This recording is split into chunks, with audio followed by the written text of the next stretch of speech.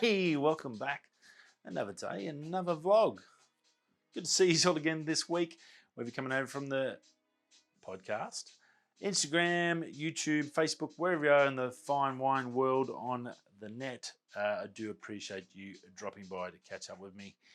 Yeah, it's been a good weekend. Obviously, extended shift. I'm stuck here on site.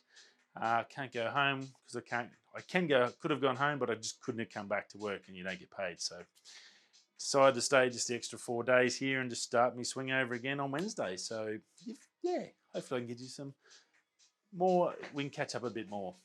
If you haven't seen the videos, hope you enjoyed the product videos last week. The Zen Pods going really well. Update on them. Noise cancelling not really working. I've got to do some investigation and contact the guys at Zen Dura and just see what the go is there. Other than that, they've gone really well. Haven't had any issues other than the noise cancelling. It just doesn't seem to work. I stood next to an air conditioning unit and I could hear it straight through, and I tried all the different modes, so that was the only downside. Zen lights are working really well. You'll see one over here, the red one. I've still got my old other one over there because these guys will stay here at work, and I've got the other set I'm going to take home with me. So that they are working really well. So really impressed with the Nan lights on that. Regards. Rightio. Now, other than that, videos. This week's video pretty much done and dusted. I've just got to transfer it over to basically to live, so that's all good. I'm working on the last video for the Southwest trip or South Coast trip, so that's currently at the moment. It's a bit of a combination, about two or 3 days photos, but ended up being like 1,200 photos. I've had that already trimmed down to about 600, and I've edited about 30. I've got a long way to go, but I've got 2 weeks to get it done. So yeah, it's looking pretty good. It was a massive trip, amazing bucket list sort of shots that I have got out of it. I have put a heap of new stuff up on my website, and that's where I spent a lot of yesterday working. Instead of editing, I thought I need a break. I've got to switch off just staring at photos.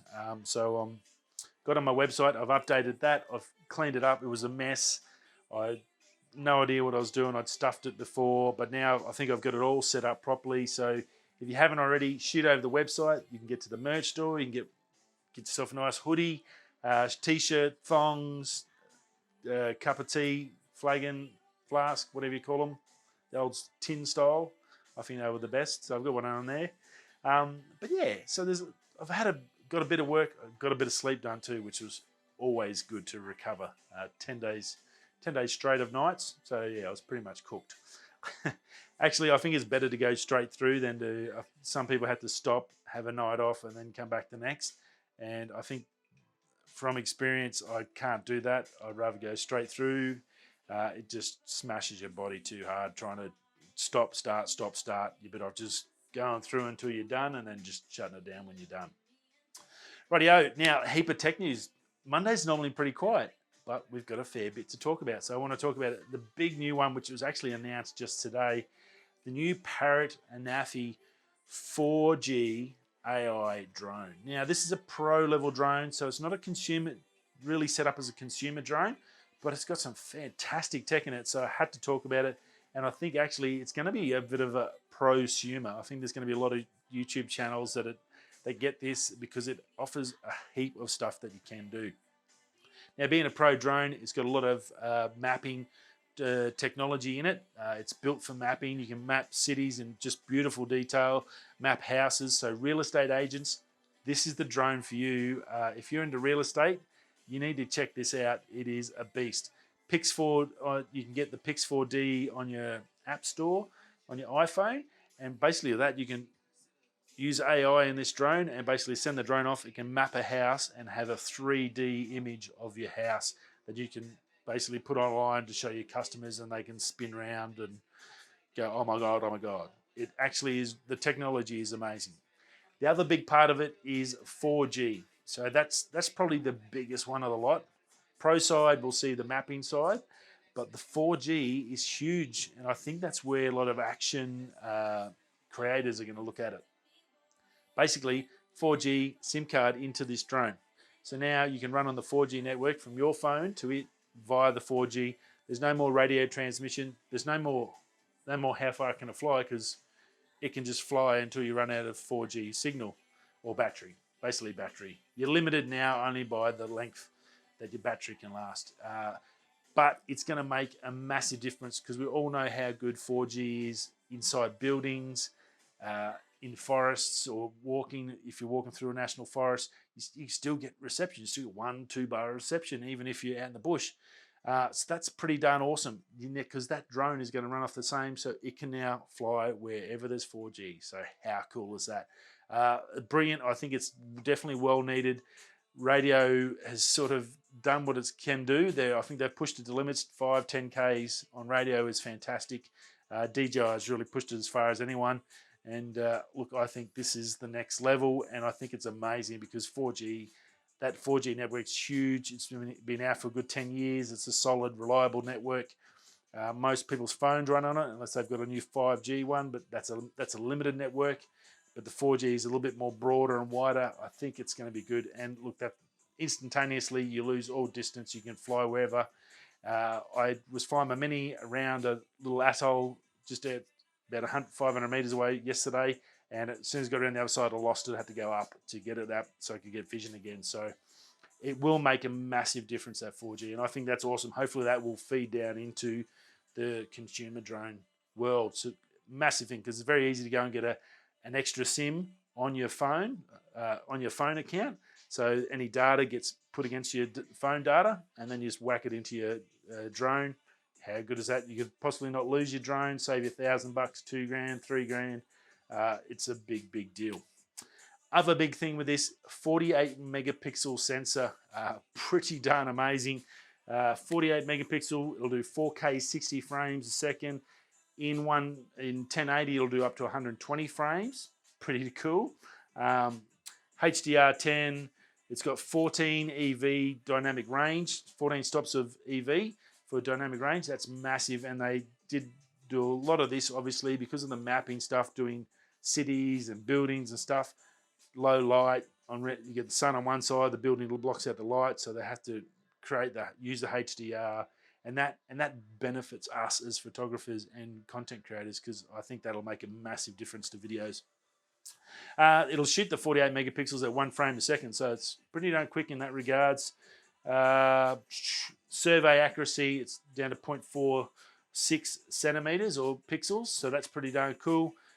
It'll transfer, and because it's got that 4G in there, you're not going to lose your data. It can basically upload straight to the cloud or straight to the Pix4D software as well. That's pretty cool. Another benefits in there that I think will flow on down to the consumer world as well down the road.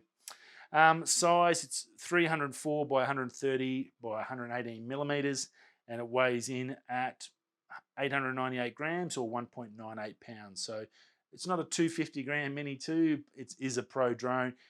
It's a good size. It's going to be a sort of Mavic 2 Pro sort of level in weight in regards, and I think it's got a lot of good going to it. Now they've used I guess grasshoppers as their sort of feed to build the body of it, and it looks very grasshoppy. I can see what they've done there, but it's got 4-axis gimbal on the front, so very stable. But it's also got rotating sensors. That's those things on the side. They'll flip all the way up and all the way down. You can shoot 90 degree up. You can shoot 90 degree down. So again, pretty trick sort of bit of kit. No prices as yet on this bad boy. It will do 32 minutes flight time, 16 meters a second or 34 miles an hour, and it's good up until about 26 or 7 miles an hour winds. So very cool. Good work, Parrot. I think this one, they say it's for the pros, but I actually think this is going to be a pretty big deal across YouTube and all the drone people out there, because what it can do, those achievements make a massive difference to people's abilities and what they can capture. So very cool. Now, Autel, speaking of drones, Autel has a new smart controller out. Now, we know about DJI's. It's been around for a long time. It's getting maybe a little bit tired, but it still does a good job. The beauty of it, you can record straight to it. So you've got a backup. Well, this you can do as well. This is a 7.9-inch display, so it's very iPad-ish in size, built to last, good carbon, not carbon fiber, but like a carbon solid material on the back. Removable aerials, you can adjust and take them out. You can put different types on, so it's got options in that regards. 2000 nits brightness. Now that's a big one with displays. I know the iPhone, in a bright day here, I've got to turn around so I can get the sun away behind me back so I can see what's going on the screen when I'm flying. So that makes a big difference if you can do it that. 4K, it'll play 4K 60 frame videos back in 265 format. So it'll do that. It'll do 4.5 hours battery time, minus 20 to 40 degrees Celsius. It's good to work in, so that's good. Inbuilt 128 gigabyte storage. You can't up that many, but it's got that there as a backup. It weighs 1150 grams, so just a bit over a kilo, so not too bad. Definitely a lanyard sort of a setup. You're not going to be wanting to hold that for too long. But yeah, it'd be good with the old neck. I think you could sit there easily and quite comfortably. And because it's a lot bigger, it's a lot easier to control. You get some nice grips and it's easy to use the thumbs. Speaking of thumbs, the review I did see on it. Oh, hang on. That was the dark mode. Went back. I had the switch the wrong way. My bad. It was running on light. That's those aperture lights. They screw in. Brilliant, because you just charge them and they go, but then you forget which way power's on. Idiot. So yeah, so the only downside with it, there's nowhere to put the thumbsticks. So obviously on the Mini 2, you can put the thumbsticks in here. So perfect, they're portable, they stay with the controller, you never lose them. Beautiful.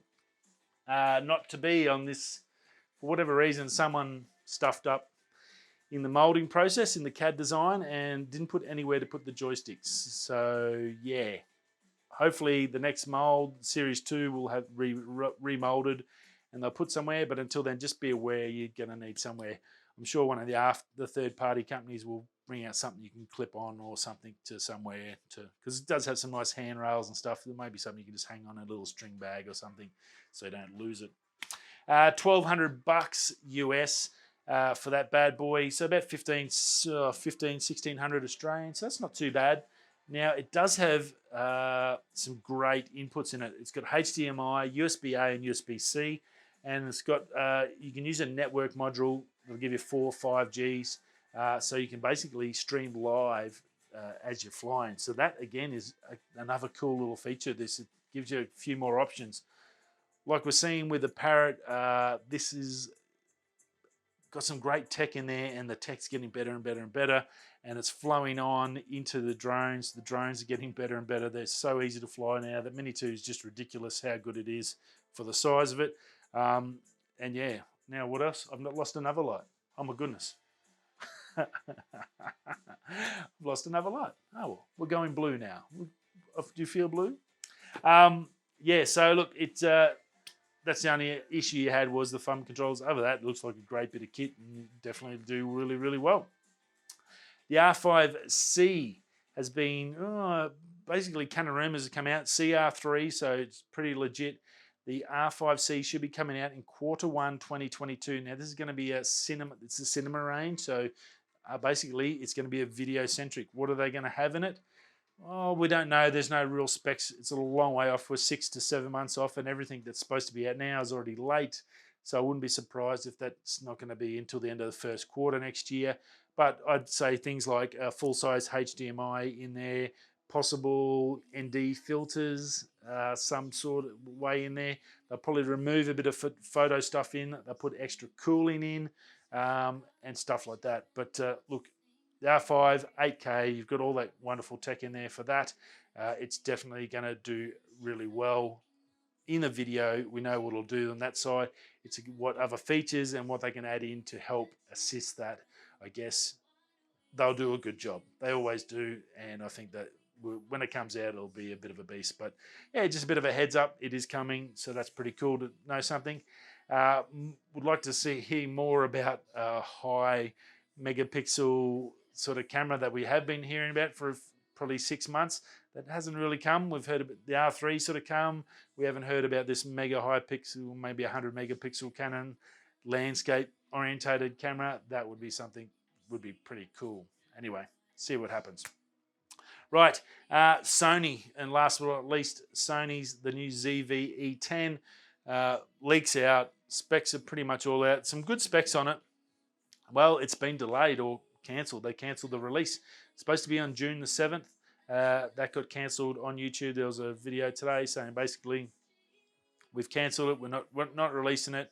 We'll let you know when it's going to happen. I would say this is all part of the chip shortage worldwide saga that we're having that's causing the MacBooks not to come, the R3 not to come, the F-150s we looked at a couple of months ago. We've seen them, thousands of cars parked up with no chips. It is getting everyone, it's touching everyone. There's nothing anyone can do about it. Just there's more tech available and they all need chips, and there's not enough people making chips. So there's not much you can do. So anyway, we will hear more about that. Now, it does look pretty cool. APS-C sensor, 24 megapixels, so it's up from that 1-inch sensor. That 16 to 50 lens, kit lens that's going to come out, that's going to suit it, because I think, remember from the first one, the lens at full reach, you can put your arm out, and that was your vlogging, and no one wants to vlog this close. That's probably around a 16mm there. Well, I've got the 24mm on, but this is a 16, and I think that's sort of pretty good. I want a little bit of separation at the back. Hopefully, it's a bit of cinema. But yeah, so 16 will be great. It is a 3.5, they're saying. So it could have been a little bit faster, 2.8 up to a 5 or something. That would have been fine on the long end. 2.8 would have been better for that 16mm, for that low light video stuff, because it's vlogging. You're going to do a lot of low light stuff. It's not all in the middle of the day, or a lot of it's in buildings or at car shows or tech shows. The lighting's poor, so that's the only thing. I think they definitely need a bit more faster glass for that. Maybe they might bring out a dedicated just 16mm now and a 2.8 or a 1.8 or something like that, be an APS-C. So yeah, no, look, that looks fantastic. 4K, 100 megabits a second feed rate, so it's got all the other technical stuff, and that they reckon about 900 US, so about 1200 Australian. So a little bit exy in that regards. You can go and get the M50 before they totally gone, and still get 4K and some good stuff in the Series 2. So yeah, I don't know. You can get an RP for the same price as that, and I'm pretty happy with the RP. The 1080 in this is pretty darn special. So yes, interesting, and you can definitely get a wide-angle lens as well. So maybe not for all that one price, but yeah, there'll be. I think once they actually release it, we can get down to the nitty-gritty on that one and see if it's going to be any good. And that's about it. Another day, another vlog. I thank you for your attendance. Appreciate it immensely. And I will see you all again tomorrow. Whether you're coming this way, that way, I'll catch you tomorrow. Peace. I'm going to charge these batteries. Okay, bye. Peace. Peace, peace, peace.